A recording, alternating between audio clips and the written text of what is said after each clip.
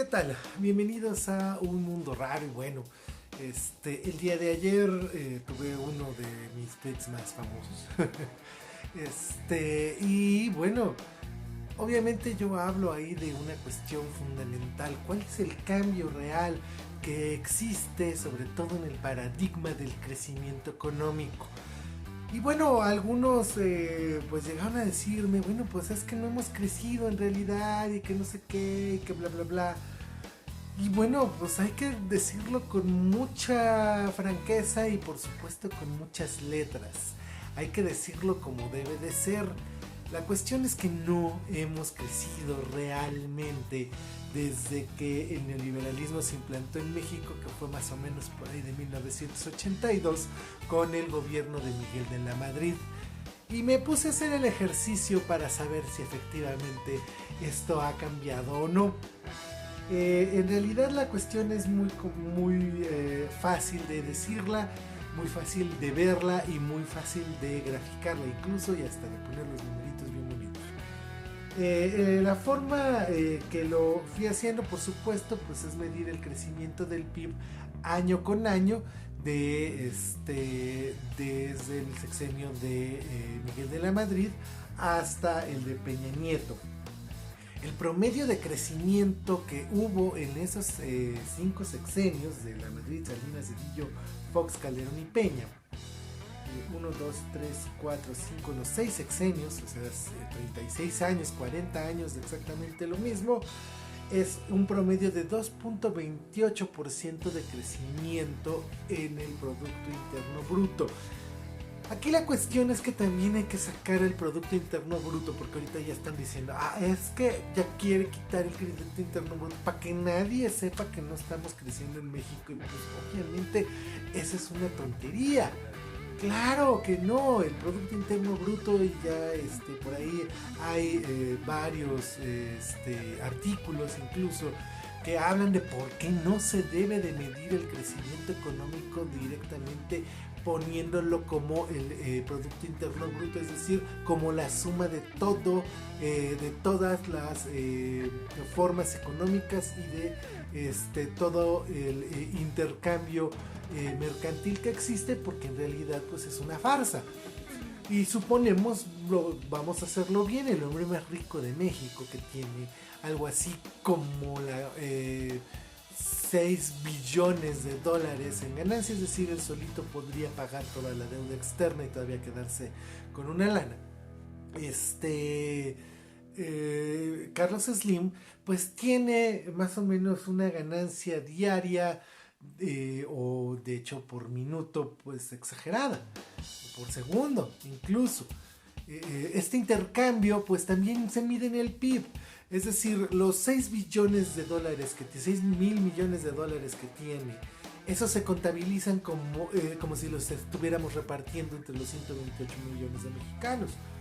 Y si hacemos lo mismo con Balleres y con Salinas Pliego y con toda esta bola de empresarios, pues sucede que entre todos tenemos un ingreso per cápita, que eso es lo que mide esa parte del PIB, pues bien chida, ¿no? Como de $2,000 al año.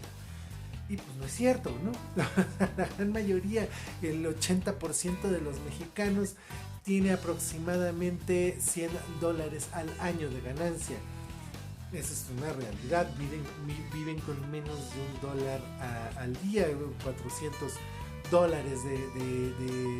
de ingresos al año lo tiene el 60% de la población, que son los más pobres. Ya cuando lo pones entre la otra perspectiva baja todavía más, pero en fin, esto es lo que pasa en México en realidad. Eso es lo que hay en México en este momento. Es decir, hay una ganancia de 0 para millones y hay una ganancia de millones para unos cuantos. Esto es lo que mide el PIB. No le importa si hay una buena o no buena distribución de la riqueza. Eso es el problema. No podemos seguir midiendo con el PIB. No podemos. No podemos hacer esto. No podemos seguir haciendo esto constantemente, terminaríamos como lo que pasó ayer en la vespertina, cuando la reportera ni siquiera leyó el documento que mandó Narro para decir, oye, pues esto miente Narro en esto, en esto y en esto. Y Narro, cuando Gatell le dice, bueno, cuéntame más, pues no sé, bueno, pues oye, no manches, no puede ser posible que ni siquiera de lo que me vienes a contar lo hayas leído. Una burda forma de tratar de hacer caer al doctor Gatell en decir una mentira. Bueno, pues esto es lo mismo que pasa con el PIB. Es una mentira que tengamos todos un ingreso bruto o un ingreso neto de cierta cantidad. Y por cierto, tengo que decirlo así, en el sexenio de Salinas, se supone que en suma, o sea, es decir, la suma de todos los años del crecimiento del PIB, creció 24.42% el PIB en ese sexenio. Nada más que a todo mundo se le olvida que más o menos por el segundo año, es decir, en 1989-90, más bien en 1990, una devaluación del 1000%. Y hubo un decrecimiento económico del 1000%. ¿Cómo se tapó este 1000%? Tienen que recordarlo. Teníamos un peso con 3 ceros más. Y ahora tenemos, estos siguen siendo los nuevos pesos, ¿no? Eso, justamente esa enorme devaluación del 1000% se tapó precisamente con este exceso de circulante que existía en ese año. Es decir, estaban los viejos pesos y los nuevos pesos circulando al mismo tiempo, lo que generó que hubiera una más o menos forma de crecimiento que fue del 4.04% con respecto al anterior Producto Interno Bruto que se tenía. Entonces esto está lleno también de falacias, está lleno de mentiras a medias y de verdades a medias también, de todo este crecimiento que supuestamente hemos tenido, porque al final de cuentas la deuda externa, por ejemplo con de la Madrid, con respecto a el tamaño del Producto Interno Bruto, por ejemplo, era del 131%, es decir, 1,5 veces más el Producto Interno Bruto que teníamos en el país era solamente de deuda. Y así sucesivamente, con Salinas fue del 54%, con Zedillo del 18%, con Fox del 28%, con Calderón del 42% y con Peña Nieto del 36%. Siempre en crecimiento. Es decir, con respecto al Producto Interno Bruto, la deuda en un primer momento era más grande que el Producto Interno Bruto cuando empezó de la Madrid, porque bueno, pues en 1982 vino la debacle del petróleo, cuando iban a defender al peso como un perro y que lo perrearon al peso, pero nunca creció.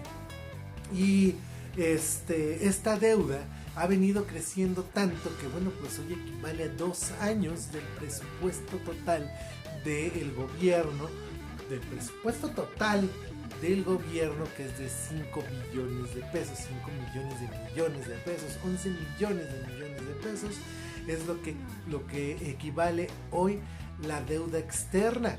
Eso sí, hay que ver que este 36% con Peña ha disminuido al 32% con el Andrés Manuel López Obrador.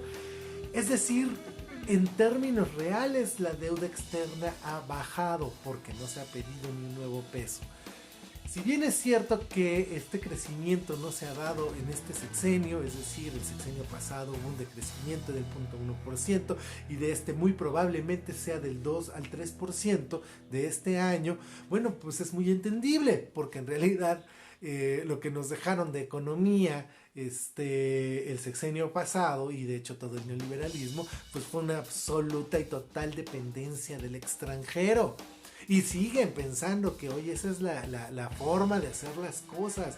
Si Estados Unidos, que en este preciso instante tiene una caída que ya se dijo que en realidad esta crisis que viene es mucho más grande y en este momento ya es más grande, más grave que la crisis del 29. Estados Unidos está cayendo su economía entre el 10 y el 12%, más o menos lo mismo que está pasando en Europa. Si nosotros vamos a terminar cayendo el 2%, es casi para saludarlo.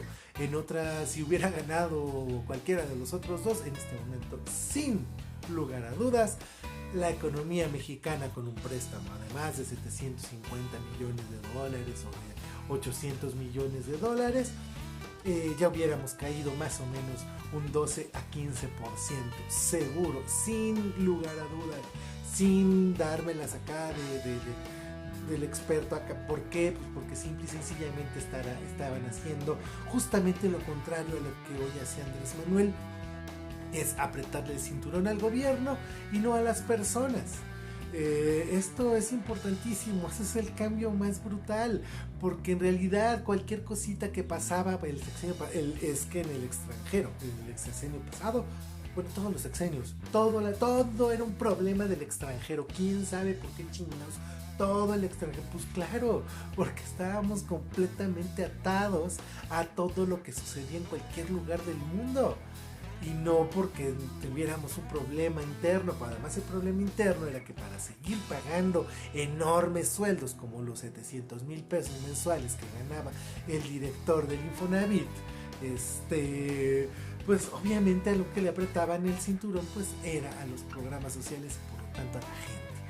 Los programas sociales, cultura, ciencia, todos esos sufrían recortes enormes y hoy todavía tienen el descaro de salir. Ay, es que se le recortó a no sé qué. Pues sí, compadres, pues había que recortarle a ciencia, ni modo, porque tenemos 80 millones de mexicanos en la pobreza.